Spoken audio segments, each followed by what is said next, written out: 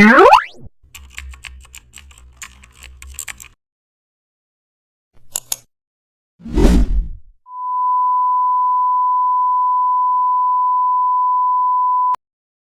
back to the channel. Don't forget to like, share and subscribe for more updates. Today we are exploring an amazing topic of Photoshop, how to create simple ad creatives in Photoshop. First of all, click new file and choose add size canvas.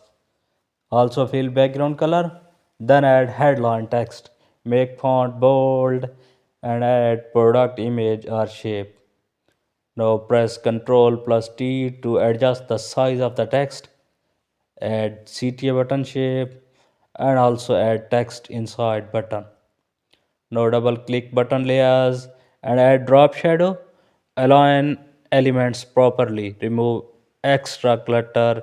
Zoom out to test. Your ad design is ready in Photoshop. Thanks for watching.